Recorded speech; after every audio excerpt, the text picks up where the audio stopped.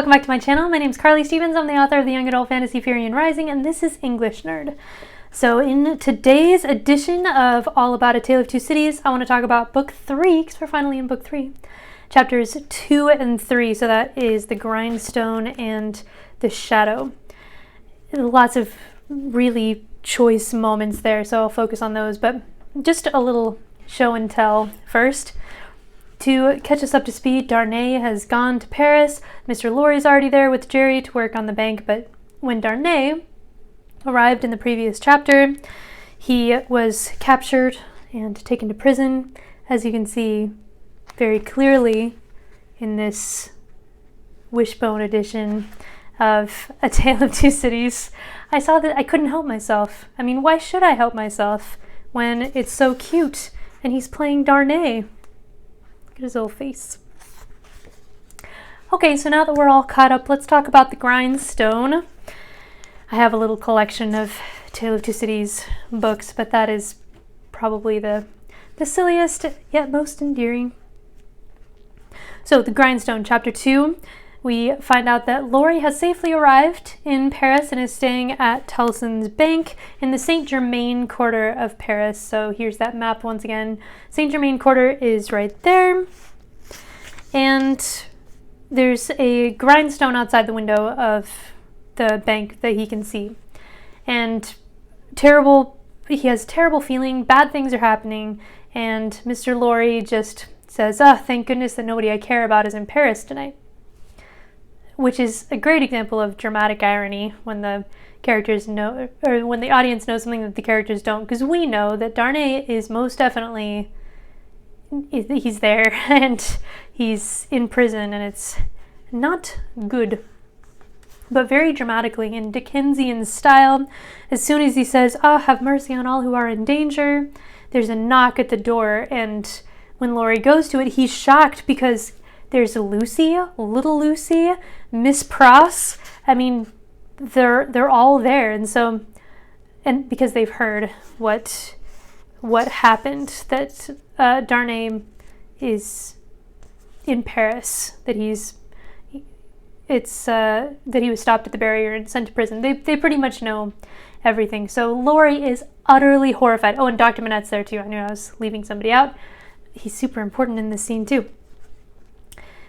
So Mr. Lorry says, don't look out. Don't look outside. I know there's a noise outside with the grindstone. Don't look out, cried Mr. Lorry. Don't look out. Manette, on your life, don't touch the blind.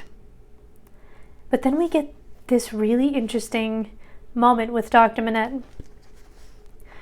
It says that the doctor turned with his hand upon the fastening of the window and said with a cool, bold smile, "My dear friend, I have a charmed life in this city.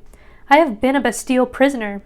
There is no patriot in France, who, knowing me to have been a prisoner in the Bastille, would touch me, except to overwhelm me with embraces or carry me in triumph. My old pain has given me a power that has brought us through the barrier and has gained news of Charles there and brought us here. I knew it would be so. I knew I could help Charles out of all danger, and I told Lucy so." This is cool. This is cool. We get a nice character arc here with Dr. Manette, who, when we first met him, was like a ghost himself, unable to even remember his own name, a completely broken man. And here, in a situation that would break most people, in the middle of the reign of terror, where there's this mob outside that we'll see in a second, and it's just hideous, as you know. It's in this moment that he finds strength. It's his death-like experience in the Bastille that gives him this power now, which is cool, and in an indirect way refers back to that theme of resurrection that I've been harping on quite a bit. That idea that death and life, there's a paradox to death and life. They're not mutually exclusive. It was the death-like experience of Dr. Manette that gave him this power to not be harmed now. So it's a cool reversal for his character. I like it a lot. So they look out the window. They shouldn't look out the window, but they look out the window.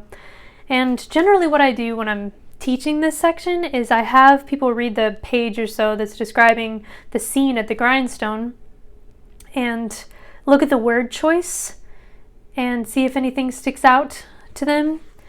So what I want to see is some trends, like what sort of language does Dickens use? So for instance, he says that there's this group at the Grindstone, such awful workers, such awful work. The Grindstone had a double handle, and turning at it madly were two men whose faces, as their long hair flapped back when the whirlings of the Grindstone brought their faces up, were more horrible and cruel than the visages of the wildest savages in their most barbarous disguise. False eyebrows, false mustaches were stuck upon them, and their hideous countenances were all bloody and sweaty and all awry with howling. And it goes on, of course, but this is the scene in a nutshell. We have the people who are murdering the prisoners in La Force all coming back to sharpen their weapons, and they're just covered in blood and kind of the spoils of their kills, and it's hellish. So one of the ways that you can describe the word choice here is hellish. These people are not only hideous and savage, but they're also howling. And it says later on that there's this stream of sparks that turns all the wicked atmosphere into gore and fire. I mean, and the men devilishly are set off with these women's lace pieces, and so a lot of word choice and a lot of imagery is as though you're in hell. There's this demonic sense to it. I want to say that he uses the word demonic somewhere, but I can't find it now that I'm looking for it, of course. Anyway, so you have this demonic language. You also have the language of animals rather than people. There's beastly excitement. Again, there's the howling. The eye could not detect one creature in the group free from the smear of blood creature. So we have animal language as well, which tells us that these people are less than human by their actions. You know, they're hellish, but there's this animalistic thing as well. There's wine being poured, and we know that red wine represents blood. So just a lot to unpack here. Lots of red imagery. So it also reminds me a little bit of Lord of the Flies. If you studied Lord of the Flies or read Lord of the Flies, you know that when the boys wear their masks, essentially, then they feel freer to be the kind of savages that are within. And we see a really similar idea coming out here, too. Into all this madness goes Dr. Manette, who actually is able to sway this mob into running back to La Force, trying to save Darnay. So it's unclear at the end of this chapter whether Darnay is actually saved by Dr. Manette's actions, but his actions are certainly courageous. He's the bravest one of them all, the calmest one of them all as well here at the end of this chapter. So chapter 3, The Shadow, follows up and lets us know that yes, Darnay did survive the night. Whew, thank goodness. And that little Lucy, Dr. Manette, and Miss Pross have been set up in some temporary lodgings next to the bank, because even in this moment, Mr. Lorry does not want to compromise the bank by having a prisoner's family staying there, even one that he loves so dearly, which is very Lorry-ish. There's really only one important thing that happens in this chapter, so I'll just cut to the chase.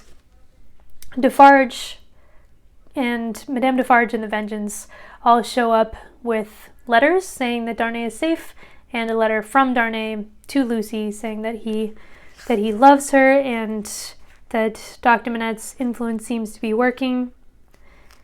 It's the interaction that happens between Lucy, that is Big Lucy, between Lucy and Madame Defarge that's the interesting thing. Madame Defarge is knitting the entire time, which is disconcerting at this point because we know that she's knitting a hit list. We found that out a little while ago. So nobody knows that except for the Defarges and the vengeance. But here she is knitting away, and Mr. Lorry's kind of confused about why she's even there. They're just delivering a letter. And Defarge explains that she's there so that she may be able to recognize the faces and know the persons. It is for their safety. That is Lucy and little Lucy. But she's knitting the entire time. So that seems like a blatant lie. We know that Madame Defarge wants any people connected to the Marquis dead. And so clearly she's going to knit the Lucy's names in her register.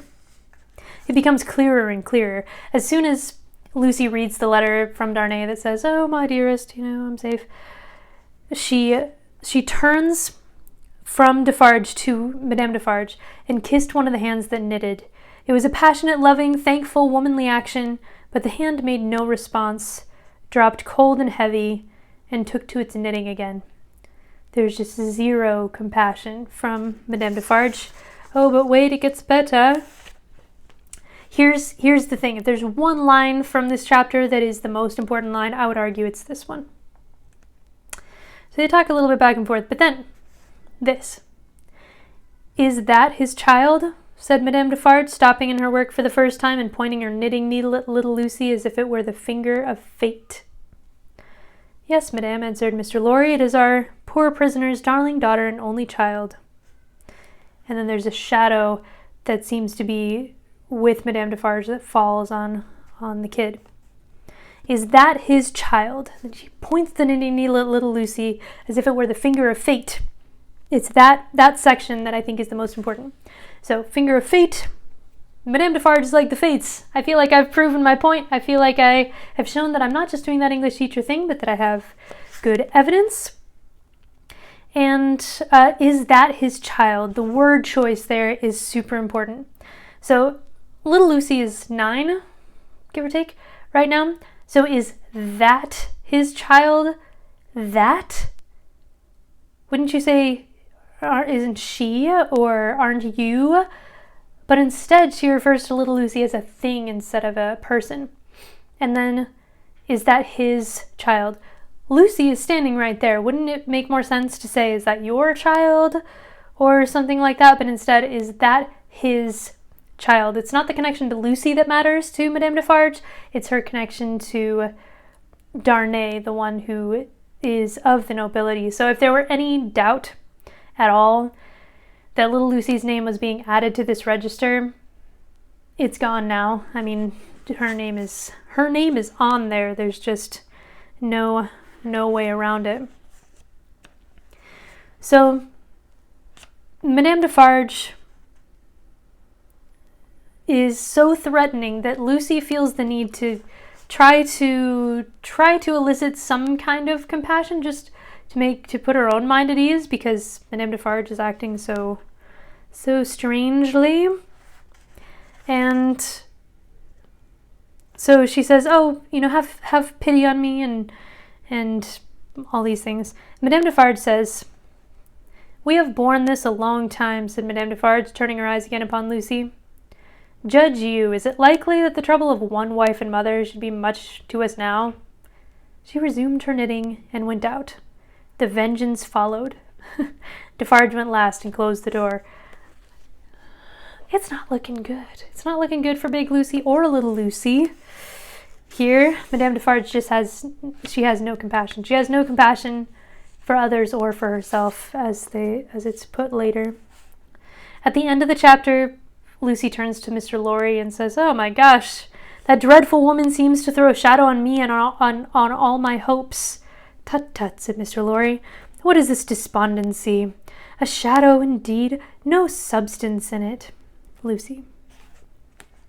"No substance in this shadow. It's just figment of your imagination. It'll be fine." The reason that I'm pointing out this last little bit is that there'll be a chapter coming up that addresses the substance of the shadow, so knowing what that reference is kind of cool. So that is it. The grindstone, the shadow. Give me some comments, give me some questions, like this video if you like it, and don't forget to subscribe for more English nerdy goodness. All right, bye.